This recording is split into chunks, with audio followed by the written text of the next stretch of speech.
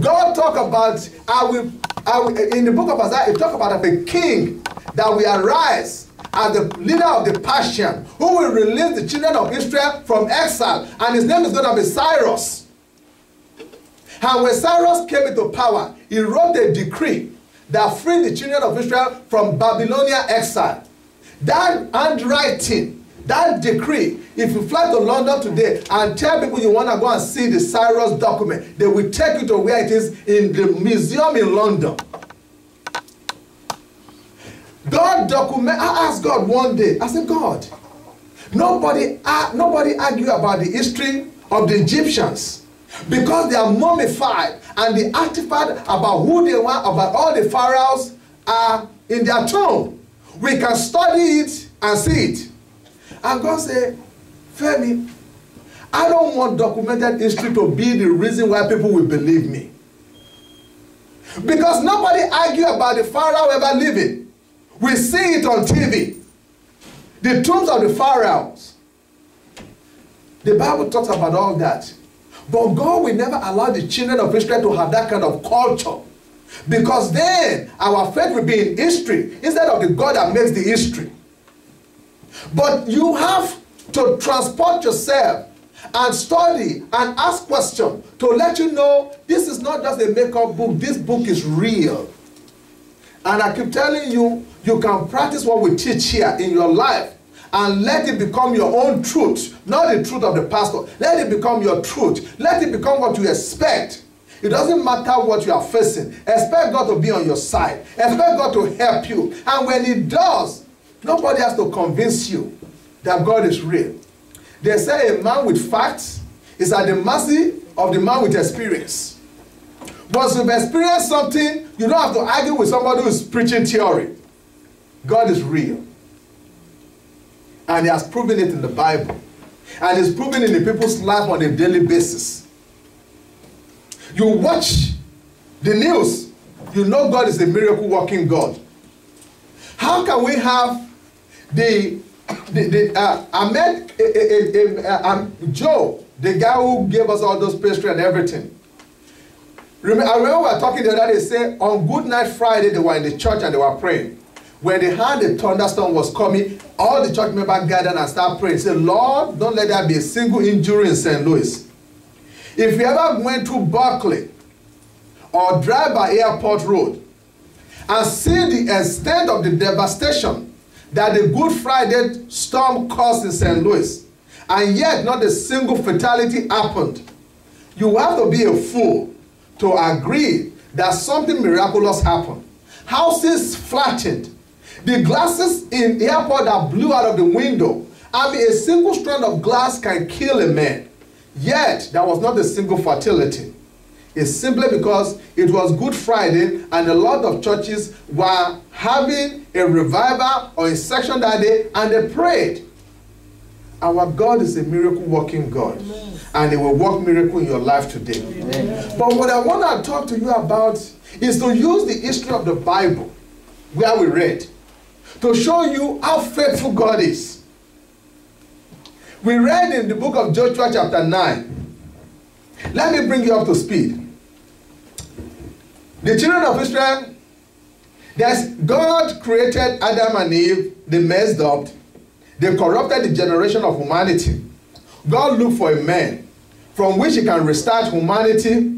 He found Noah, Noah misbehaved. He found Abraham, Abraham was obedient. And through Abraham, He pulled out a nation. And He called it the nation of Israel. And there were just 12 boys born to a man called Jacob. God took that 12, allowed them to grow to 70. From that 70, He took them and put them in captivity in Egypt. And He incubated them. Incubation is a process that promotes growth and development. Under affliction, the people who came into Israel as 70 people grow into over 1 million people or more. Because the Bible let us know, as at the time of Exodus from Egypt, there were 600,000 men without counting the women and children. So from 70, over a 430-year period, God grew His people to over roughly 2 million people. These 2 million people exited after seeing the miracle working power of God through the help of deliverance of Moses. Moses delivered the people of God from the hand of Pharaoh, took them, and he was going to take them to meet their God face to face so that they can worship him. Along the way, God displayed his miracle working power so that the people can know that he's an awesome God. They got to the wilderness. The people misbehaved. God told them, because you will not believe me, because you will not have faith in me. That was the heartache of God then. It still is heartache today. That you and I will not believe how much he loves us. That you and I will not believe how much he cares for us. That you and I will not believe how much he wants us to succeed and prosper in life.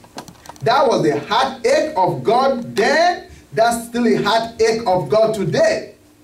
Jesus asked one question. He said, will Jesus himself found faith when he comes back? I hope you will remain faithful. That when he comes back, he will find you and will find you faithful. So, Moses and these 2 million people were stuck in the wilderness for 40 years because of their misbehavior. Moses himself misbehaved, never entered the promised land. Joshua, his assistant, was the one that got the people to cross over the Jordan. And now they are over the Jordan. And chapter 9 of the book of Joshua is now telling us of a story where the people of God are now trying to conquer and possess the land. Just back to what we are saying about the faithfulness of God. God promised Abraham before he died. He said, your children will inherit this land. Abraham was standing in Canaan land. God told him, your children will inherit this land you are standing on. But I will take them through a perfecting process. They will be in another land for 400 years. And I will bless them. And they will come out with great substance. God lives in eternity. You live in time. You are the one who is in a hurry. God is not in a hurry. But whatever he has promised you, even though he lives in eternity, he has no concept of time. He knows to fulfill his promise, he has to give it to you in time. Your duty is to chill and keep moving towards what you are believing God for and what you know God will do. I tell you, if you can make this transition, because most of the people that I'm encountering, it's like a woman cooking a pot of soup. Have you ever tasted anything flatter than egg white with no seasoning? If you cook egg for anybody and you don't season it, no salt, no nothing, it's the flattest thing you've ever tasted. Or is you trying to make... I know people can develop taste for anything. Okay? I remember when I was in Mississippi, they always have a choice of iced tea or coffee. So the first day I got this, oh yeah, I drink coffee. I can't believe people will take this coffee by the cup load. No sugar, no milk. And I was amazed how people were drinking it. Because I thought they already mixed sugar with it. But there was no sugar in the coffee and there was no milk. But they will still tell you coffee or tea. I'm like, that's no choice. That's no coffee. That's black water. So the thing that is missing in the ingredient of our faith is our faith in the fact that God is faithful. We are from the show me state. We are like, God, I will believe it if I see it. I know you promised me that I'm going to be healed. I will celebrate when I see the healing. Lord, I know you said I will get over this helter-skelter lifestyle, just working just to pay the bill, that one day you will give me rest. I'm tired of hustling. I'm tired of running around. I'm tired. I'm just tired. And it leads to a lot of frustration. But you and I will not be frustrated if we really realize that God is faithful. That even though you can't see it, if he says it, he will do it. I'm telling you. Like I've used the example of the girl here so many times. The girl I said that fell into a well, has people contribute money for her, And she knows she was going to get that money when she's 26. I guarantee, the guy didn't even go to her, I think she finished high school, she didn't go to college. She's just like, what am I going to college for? I already have 1.5 million in the bank waiting for me. And she's a simple girl, she married maybe her boyfriend, she's just like, before she came into that money, I can guarantee you, she already know the neighborhood where she want to buy a house. If she said this man, she already negotiated the price. He said, as soon as I turn 26, I'm cutting a check for you, and I'm paying cash for this house. But you can see that that girl, she will be crazy to be so stressed out. Why? She have an inheritance coming towards her. You have an inheritance in God, and it's coming towards you. But life seem to knock you and I upside the head to the extent that sometimes we doubt, because we see people say they have an inheritance from God, die without receiving it. We've seen too many people around us who failed. We've seen too many people around us who claim God is going to do it and nothing ever happens. That sometimes we have the same fear. But I remember I always tell people, say, hey, what happens to A doesn't have to happen to B. That's right. Simply because that's what happened to them doesn't mean it will happen to you. I remember when one of our friends here, a church applied for him for his green card. And the immigration took their time. And somebody advised him, you are waiting for the church to file for you? If a church files for you to get your green card, it will take forever. They will not even answer you. Immigration will have never seen immigration attend to anybody that a church filed for. And I told the guy, I say, that could be the result for everybody.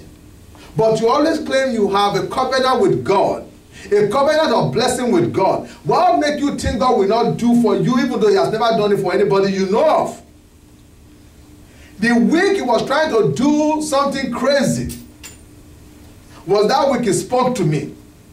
2 days later, his approved card came in the mail. And it was like, how did you know? I said, I didn't know. I was just telling you the fact and the reality of who God is. Simply because nobody has testified of God doing it for them doesn't mean God will not do it for you. If you can believe him for it, he can do it. So we have these people that God brought from captivity. And now they are in the promised land. God said he would keep them for 400 years in Egypt. Because of Moses' mistake, they stayed there for 430 years. But they are now in the promised land. Now because of their mistake, they are delaying the journey by another 40 years. So a lot of times we blame things on God that has nothing to do with God. It has to do with our disobedience. It has to do with the fact that we never ask God. We just want to do it our way or want to copy somebody else's style.